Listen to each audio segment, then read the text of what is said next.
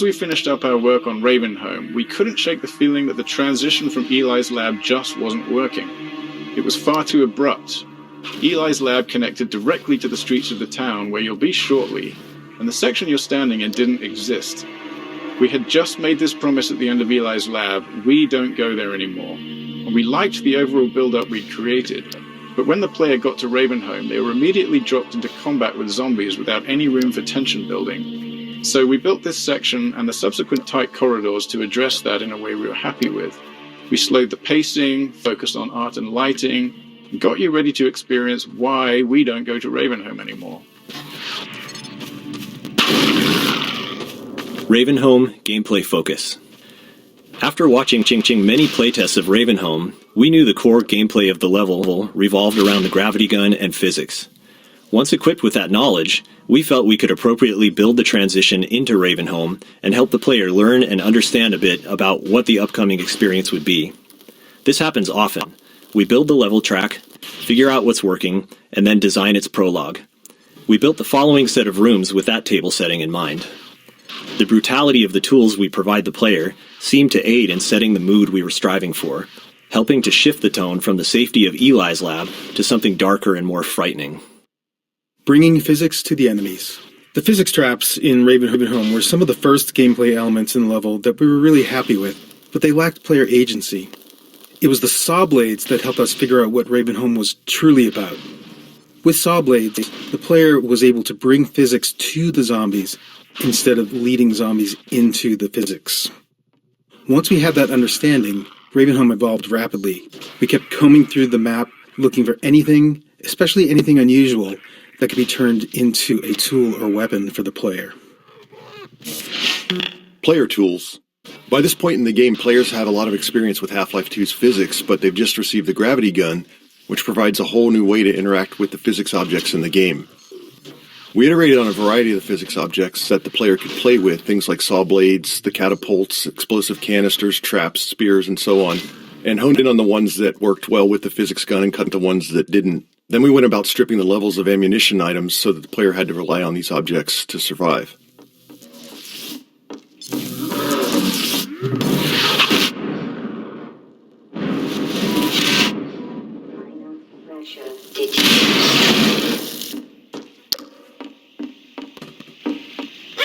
Contrived setups.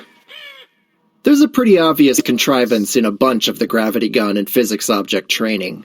The player pulls a saw blade out of the wall with the gravity gun, and right on cue, a zombie stumbles around the corner, just begging to have a saw blade launched at it. Then the player crawls under a spinning blade trap to turn it off, and suddenly 3 zombies appear, taunting the player to switch the trap back on.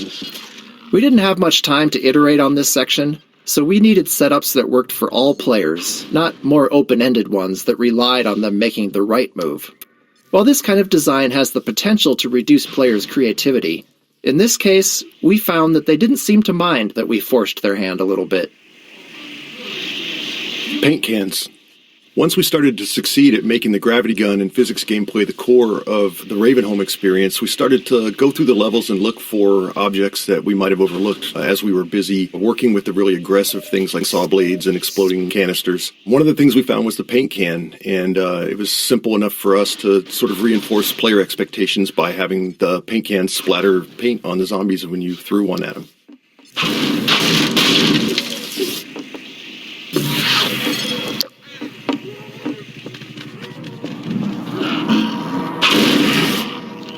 Ravenholm's development. We began developing Ravenholm early in the production of Half-Life 2, so it went through more than one full development pass. The first version predated the gravity gun, with gameplay focused on traditional zombie combat using guns and some of the physics traps. We even planned to showcase Ravenholm at E3 in 2002, but the game was ultimately unveiled a year later in 2003. By that point, we had invested heavily in Ravenholm's art, something which we generally avoid until the gameplay is fully proven. So once we went back to Ravenholm with the gravity gun mechanic in mind, we were working with a lot of pre-existing level geometry that had been designed with a very different gameplay goal in mind. Misteaching flinches. Another memorable playtest and example of the danger of misteaching players occurred in Ravenholm. One of our design principles is for the game to respond to the player as much as possible. So when designing the gravity gun, it seemed obvious that if the player pointed it at a zombie and pulled the trigger, something should happen. It was simple enough to make it zap the zombie for a tiny amount of damage, causing the zombie to play its flinch animation, which felt good and responsive. Later, we watched a playtest where the tester discovered this interaction immediately upon arriving in Ravenholm, and interpreted it as a feedback that the gravity gun was hurting the zombie. Which it was, just not very much. So they zapped the zombie again, repeatedly, shocking it over and over until it died. This is a slow, unfun, inhumane way to fight zombies, especially where you're surrounded by saw blades and explosive canisters. Having learned our lesson, we removed that flinch animation, even though it meant losing that interaction between the zombie and the gravity gun. In this case, it was better to not have the simple interaction, rather than give the false impression that the gravity gun was an effective way to fight zombies. Even simple principles can require trade-offs when you get into the details. Grigori Plaza. This open plaza is one of the areas that was fully detailed in our first development pass, and when we returned to it, we wanted to preserve as much of the existing art as possible while designing a new player path that used all 3 dimensions, moving players up and down, through windows, across rooftops, and between buildings.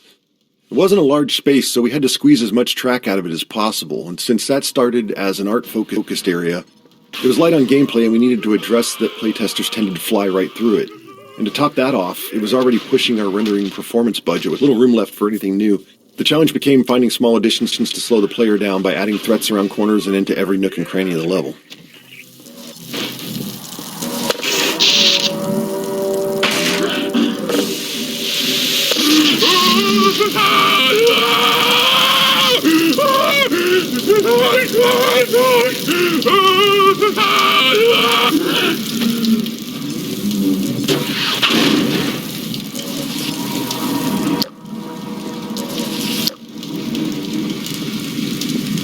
Fire trap.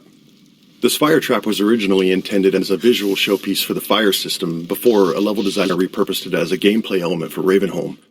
It was almost cut many times during development due to the performance impact on the low-end PCs because of all the overdraw involved with the transparent sprites. In the end, there was a programmer who felt that it was important enough to the gameplay that it was worth doing the work to solve the performance issues and make sure we could get it into the game.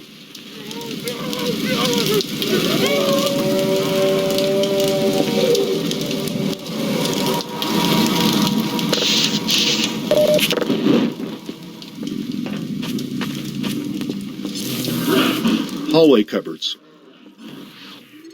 These junk-filled hallways were a simple solution to our need to slow the player down. With the constraint of preserving as much of the existing geometry as possible, combined with slow-moving zombies as the main enemy, it was tricky to stop players from just sprinting through here. Luckily, having Grigori as the crazed inhabitant of Ravenholm made these setups easy to justify. It makes good sense that he'd clog the stairwell to keep himself safe on the rooftops. In the end, Grigori's solution and ours were one and the same. Just throw a bunch of furniture in the way, because if it stops zombies, it'll probably slow the player down too.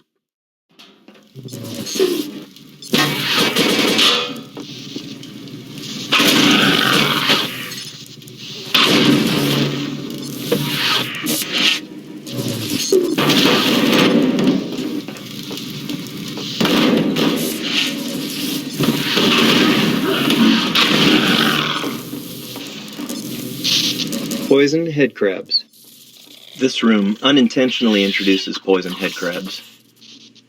We'd spent a lot of time crafting their proper introduction later in the level, but once we saw how well they were playtesting, our excitement got the better of us, and before too long we'd scattered them throughout the level. By the time we realized they'd appeared before their intro, it was really too late to rework it. Fortunately, a tight room of poisoned head crabs works as decent training, because their design avoids a common issue with combat training. Typically, players are stressed, and they can get frustrated if they die repeatedly without understanding why. And sure enough, we encountered that problem when trying to train the player with both poisoned head crabs and their source, the poison zombie. However, poisoned head crabs can't kill the player by themselves, so while stressful, a room full of them at least avoids that frustration. Even with all the work we did to try and make a connection between this lever and the outside electric fence in the players' minds, some testers would still flip the lever and not know what they'd done. They'd even wander around, flip the lever back on, and wander around some more. With not much time to spend on making the connection clearer, we elected to just have the lever break off. This prevented players from undoing their progress and added to the feeling that Ravenholm was an unreliable and decaying environment.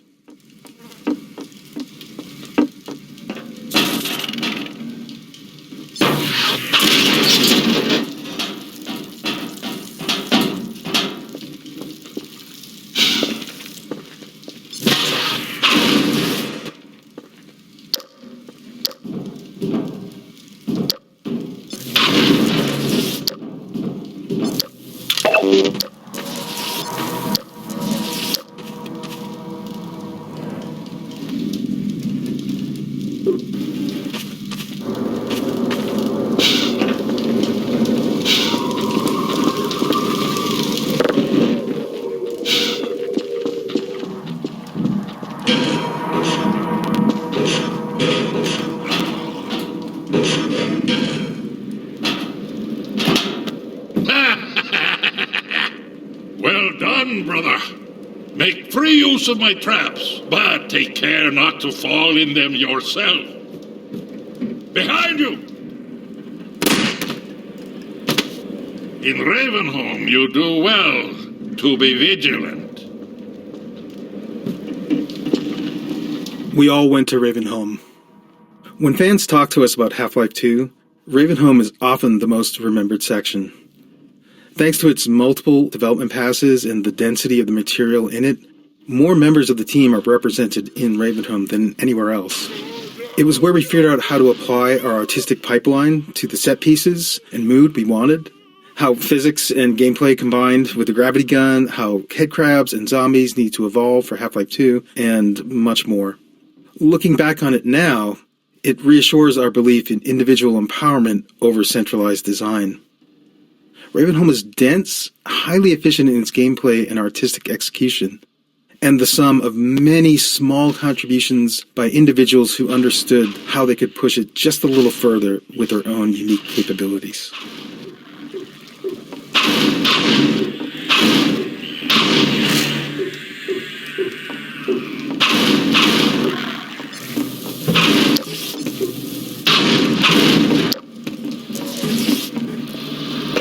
Car crushers. These car crushers required some adjustments and quite a bit of work to our physics damage system. There's always a challenge when big physics objects interact with non-player characters. For instance, if the physics can push the NPC, it might shove them somewhere they're not supposed to go, leaving them unable to recover. This isn't a big issue for something like a headcrab, which can just hop out of a tricky situation, but for something like a zombie, it could mean they get stuck and end up helpless, flailing away in whatever gap they manage to wedge themselves into, which kind of kills the survival horror mood we're going for here. Car crushers. These car crusher lifts. Getting the car crushers to lift the player was also tricky. See, the player is always being simulated by both the physics system and the game's movement system. Each time we update the player's state, we compare the results from both systems and decide which one is right, then sync them up and repeat. This allows the two systems to influence each other. Like when the player stands on a seesaw, the physics lets the board give way, or when they stand on the car crusher, it lifts them up. While more complex, this dual system approach was easier to tune than trying to handle both physics and player movement in a single system. By keeping them separate, we could fine-tune the player movement system to feel good on its own, only reconciling the two when physics was affecting the player.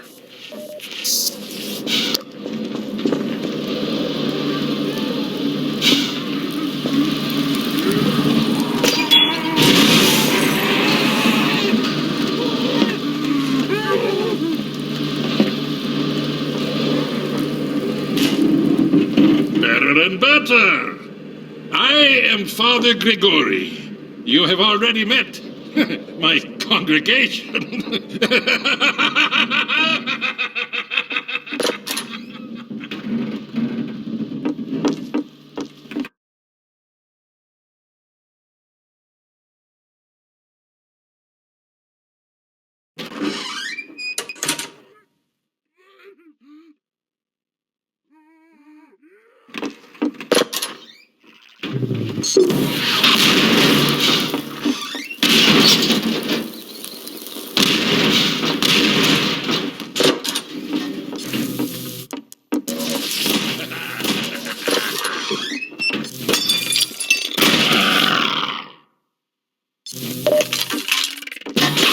It is you, brother. I apologize. But no harm done. My bullets are the least of your concerns.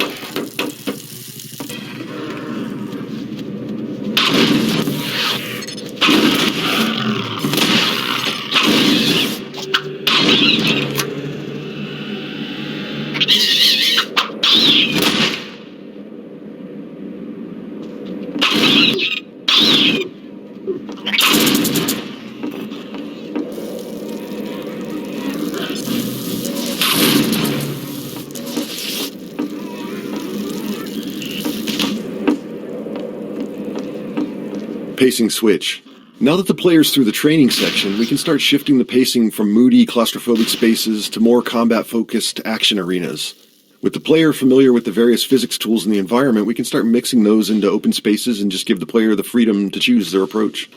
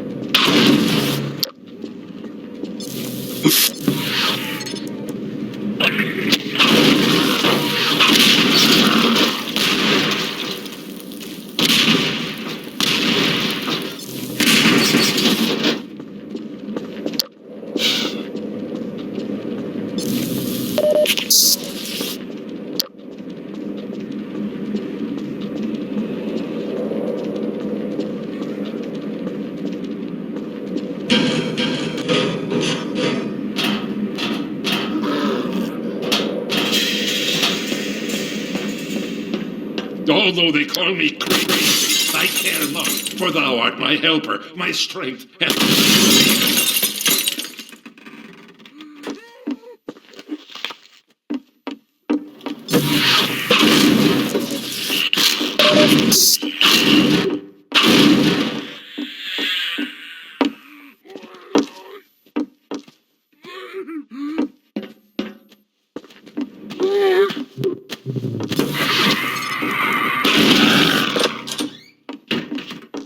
Tables and bodies. Towards the end of Ravenholm's production, with all the major pieces in place, we went through and tried to fill out every bit of empty space with something interesting.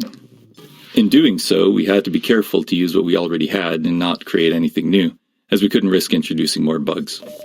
Often, as in this room, we were trying to add new moments of gameplay, while also adding more detail and storytelling to the area. Small scenes like this allow an attentive player to think about what they're seeing and what it might mean for what they'll encounter next.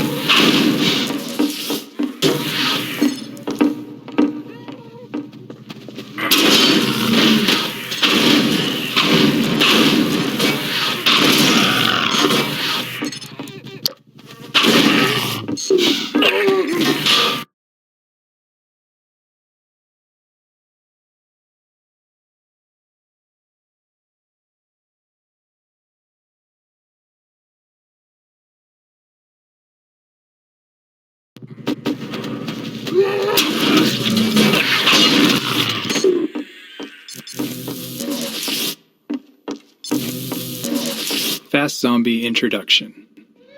This space was another area originally built for E3 2003, where it showcased the player fighting against a squad of Combine soldiers. When we returned to use it to introduce the Fast Zombie, we tried to keep as much of the previous work as possible. We wanted an iconic moonlit shot, with zombies leaping past the moon like werewolves to draw the player's eye. Once that beat is over, we introduce the first fast zombie to the player space and send it at them. It took a lot of iteration to find the right balance of lighting for the scene to look good, while ensuring it also worked for the gameplay goals. Physics object consistency. All physics objects have a variety of parameters that define their behavior, their mass, the amount of damage they take before breaking, what they break into, and so on.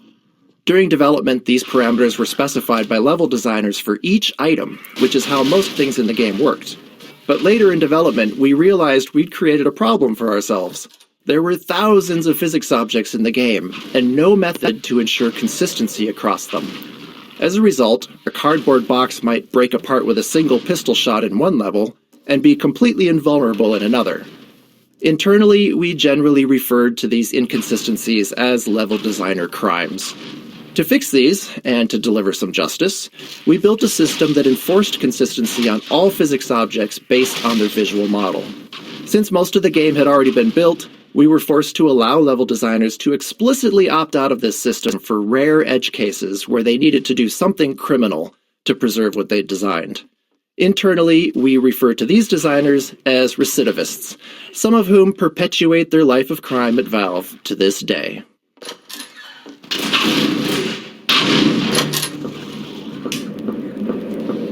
Here, brother! Come closer. You've stirred up hell. A man after my own heart. Here, I have a more suitable gun for you. You'll need it. Catch! Good. Now, keep it close. My advice to you is, aim for the head. Hush. They come. There is no rest in Ravenholm. Move on and I will meet you at the church. I think no worse of thee.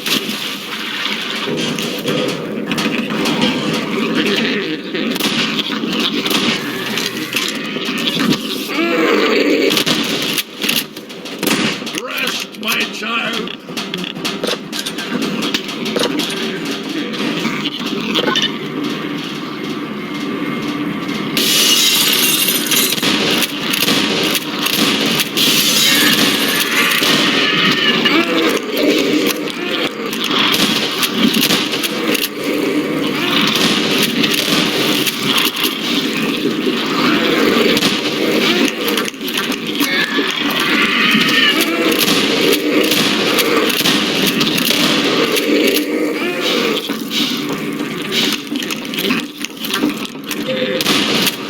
Poison Zombie Introduction.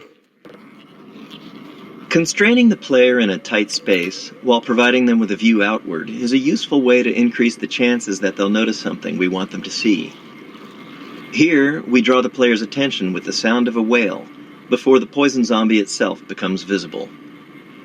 Originally, this encounter was also the first time players faced poison headcrabs, but as mentioned in an earlier node, we got far too enthusiastic in proliferating poison headcrabs around the level and ended up spoiling their joint introduction here.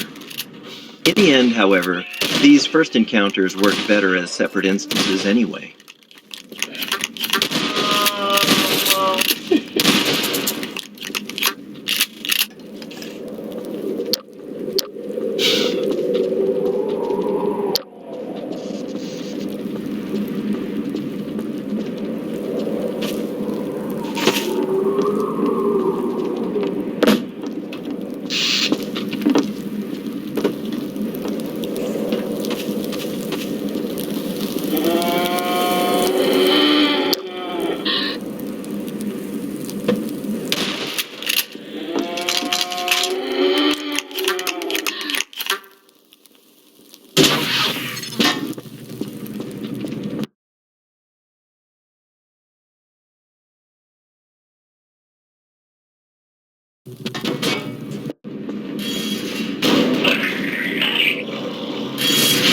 Gamma correction.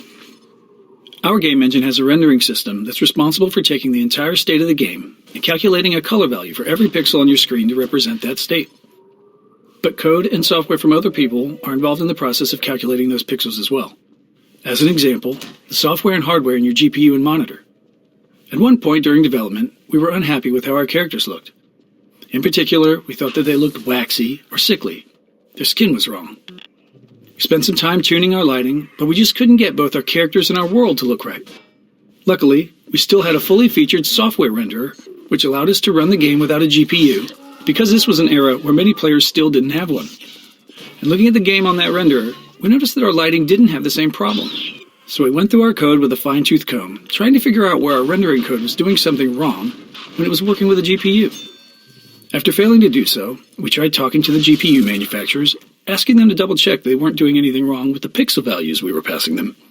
That was the start of a long journey, and long story short, it was a journey of almost 2 years of back-and-forth communication with GPU manufacturers before we were able to convince them that they were doing gamma correction incorrectly in the low-level math on their cards. During this, we'd even had to build a system that validated the color values of an individual pixel throughout the entirety of our rendering pipeline. But eventually, at the end, we finally got new drivers back from them, and our characters immediately looked like they should, matching the software renderer. At this point in Ravenholm, the player has learned all the gameplay elements available to them and can predict their interactions. This allows us to build more complex setups, providing a greater level of threat and more freedom in how the player can approach each scenario. This arena is a deliberately entwined space that the player will need to explore, and we use that exploration time to slowly ramp up combat intensity. The faster the player explores, the faster we ramp it up. The freeform nature of this design made it challenging to tune, given the large dynamic range in how players played through it.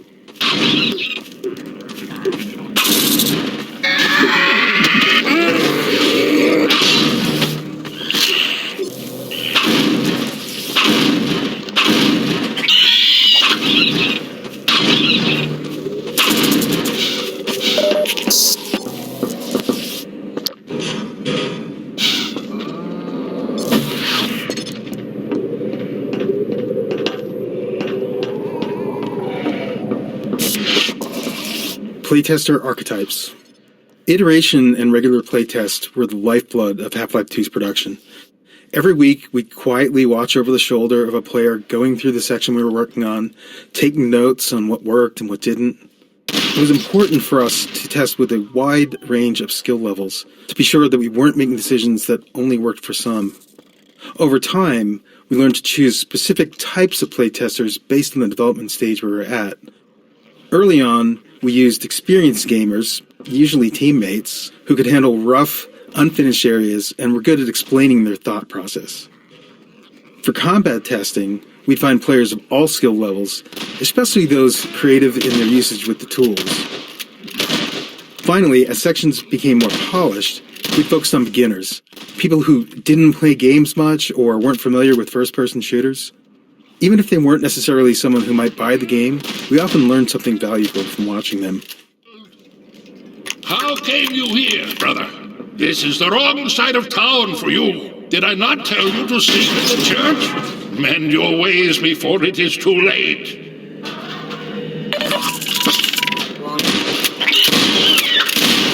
Detected automatic medical systems engaged. Morphine administered.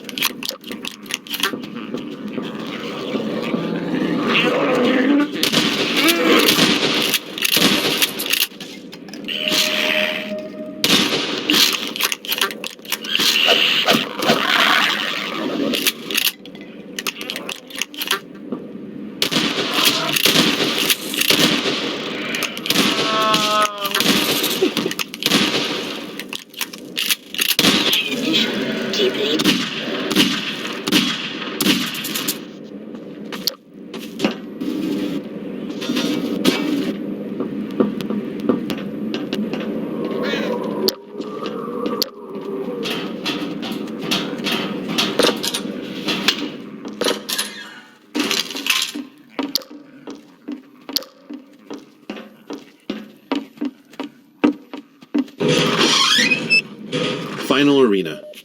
When we finished the first pass over Ravenholm, this rooftop was intended to be the culminating fight. Like other spaces in Ravenholm, it had begun life as a space purely focused on being an interesting visual location. We felt it was important that, as the player left Ravenholm, they had a moment to look back over the town they had just survived and get a glimpse of where they were headed next. Multiple gameplay groups took a shot at building a fight here, but the tight geometry and performance constraints meant we never really created a finale we were happy with. Not unlike the Half-Life saga itself, it seemed as if Ravenholm was destined to not have a real ending.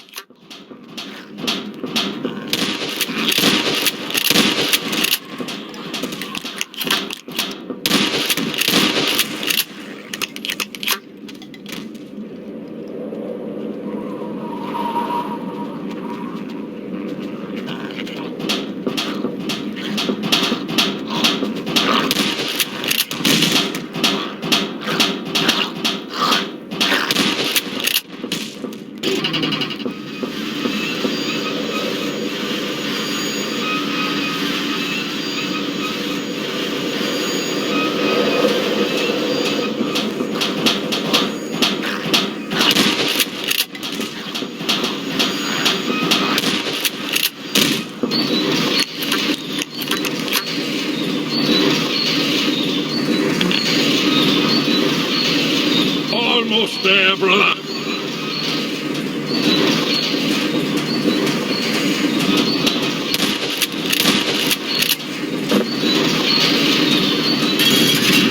No, brother, step into the cart. The handbrake, brother. Release it and come down.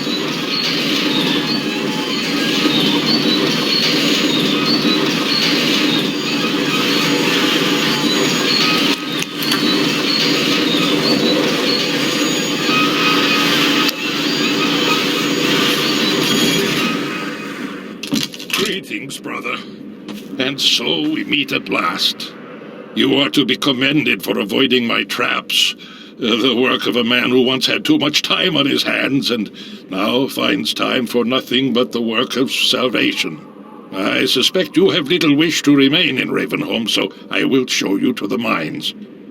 As for me, a shepherd must tend to his flock, especially when they have grown unruly. Follow me, brother, and tread lightly, for this is hallowed ground.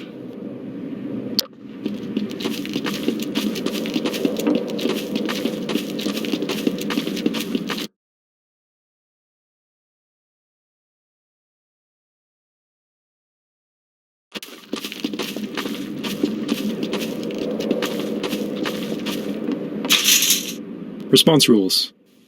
We knew early on that we wanted a lot of dynamic dialogue in-game, so we needed a system to handle it effectively. We aimed for a system that allowed sound designers to add and tweak lines without involving programmers, made the dialogue tightly responsive to the game's state, and minimized repetition. With these requirements, we created the response rules system. Whenever a character speaks outside of a choreographed scene, this system determines which line to deliver. Rather than picking up lines directly, character AI is constantly flagging opportunities for speech whenever a relevant event happens. Spotting the player, getting hurt, firing a last round in a gun, encountering overwhelming enemies, and so on. With each opportunity, it sends the response rules system a packet of data about the game's current state, and the system returns the most fitting dialogue line, if there is any. This setup allowed our sound designers to create a detailed decision matrix for dialogue. For example, a character might have a different set of lines for announcing a reload while under fire versus after the end of a fight, or if only one ally is left standing, or if there's a strider in sight, etc. By the time we shipped Half-Life 2, we felt we'd only scratched the surface of this system's potential. It became a core feature of Episode 1's Alex, and went on to power the dynamic dialogue in our later games, including TF2's classes and the cast of Left 4 Dead. The real final arena. Very late in the development of Half-Life 2, when we were reviewing the entire game for final improvement opportunities, we decided we did, in fact, want a real finale for Ravenholm. The rooftop fight wasn't enough. After some discussion, we chose to add this final fight through the graveyard with Grigori alongside the player. It was risky, development-wise, but we felt the game needed it. Since we were near the end of production, we had a mature set of gameplay tools to work with, but even more importantly, by this point, we understood our own game. Making a game is often a process of learning what it is you're actually creating. Why is our game fun? How is it different? What are the most important elements? As we built the game and watched playtesters go through it, we learned answers to those questions and, in turn, got better at making it. So the graveyard came together quickly and required far less iteration than many earlier areas of the game.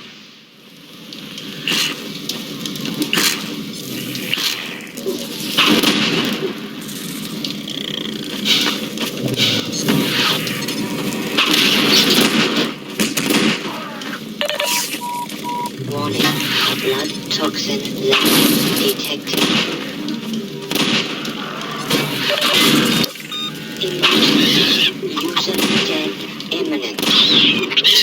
Follow me. Quickly, brother.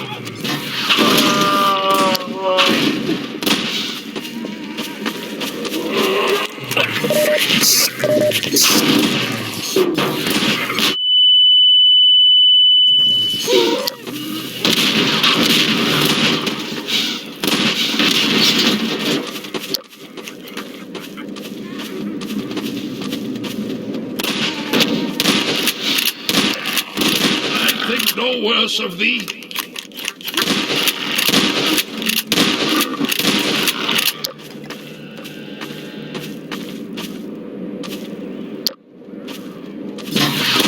Balm for your affliction, child.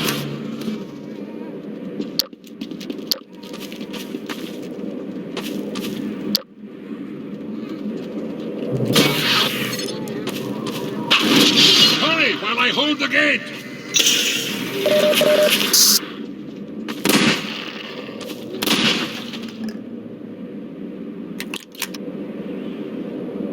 Farewell, brother. I fear I deliver you to a darker place. May the light of lights illuminate your path. Look to your own salvation.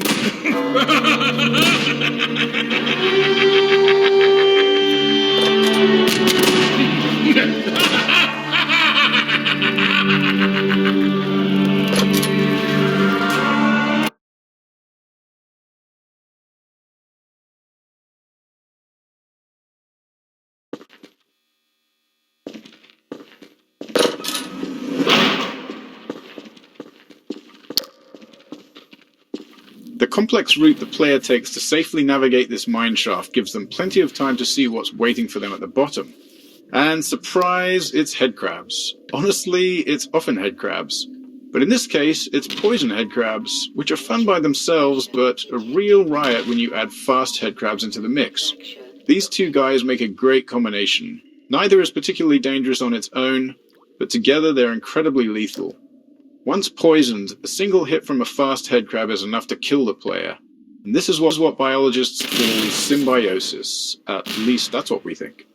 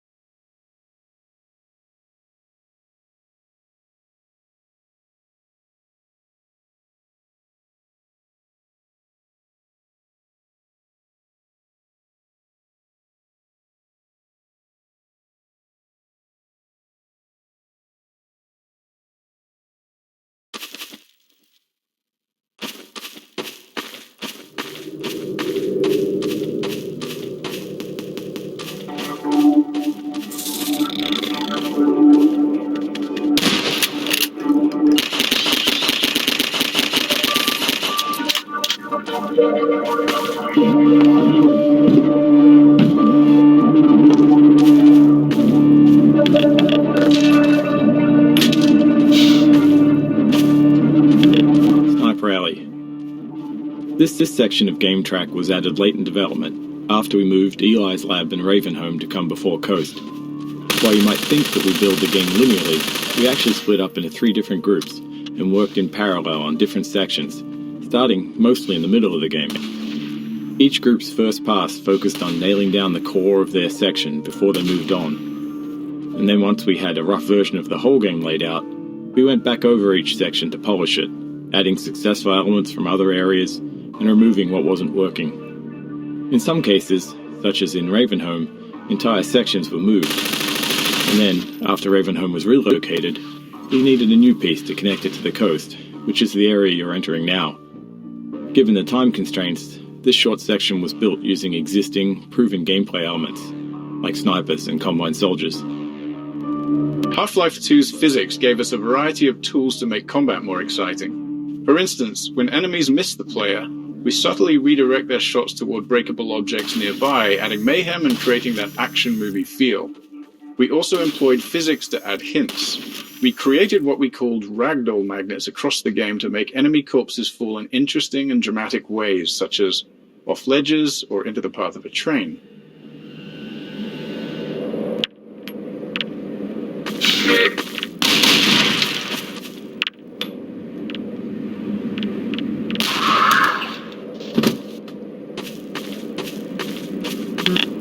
Snipers.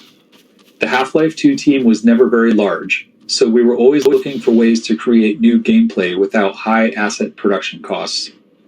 The sniper is a great example. It has no actual model, just a laser beam, so it required no art or animation support. When it dies, it simply spawns a Combine Soldier ragdoll and launches it out the window. Despite that simplicity, we got a lot of unique gameplay from it. We were especially happy with how it interacted with the physics objects in the game world.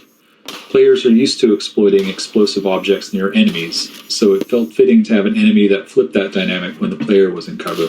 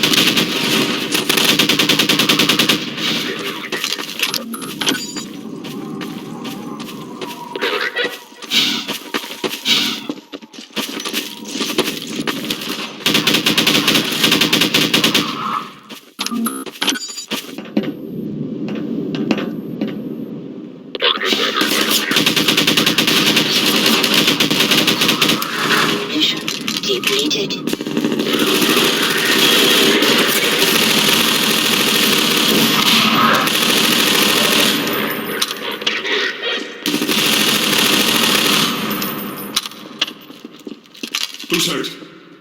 Winston's been hit. Patch him up and get him to the back as soon as he's stable.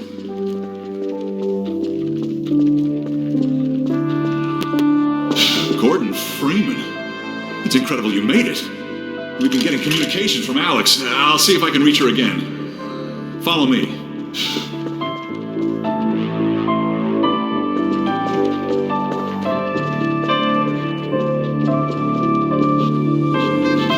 It's Leon. We're all clear.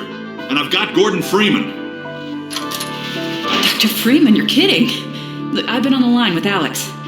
Her father's been captured. Over here, Dr. Freeman. Eli Vance is indispensable to the liberation.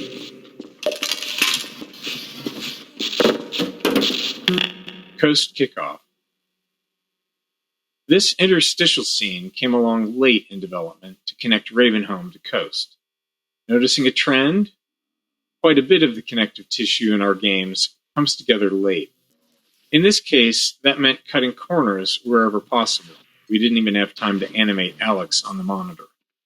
These kinds of scenes are always a challenge to make interesting, and we didn't succeed with this one. It's a good example of what happens when NPCs are treated like signposts without adding character to them or the scene. The result is a forgettable moment where the game's seams show. But that's the nature of development. You only have so much time, and you have to decide where to spend it.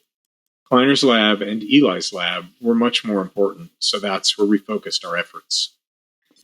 The one my dad rigged with the towel cannon. Yeah, good idea. Hold on a sec. Norco, bring the buggy out. Put it on the dock right now. Gordon Freeman will be driving it. Will do. I just finished mounting an ammo crate on the back. Good timing. Okay, Alex, we're all set. Thanks, Leon. Gordon, I haven't driven the coast in over a year, but I have no reason to think it's gotten any safer. Meet me in the depot where the trains unload. Take care of yourself, and I'll see you in Nova Prospect. Bye for now. Bye, Alex. Okay, Doc, before you hit the road, you might want to grab some med kits, restock on ammo, maybe check the map, see where you're headed. There's an ammo supply crate on the back of the car, if that's any comfort. Stay with the car, make use of the thumpers. You'll stand a fair chance against the antlions. I'll radio ahead to let the next base know you're coming. Shore point to NLO.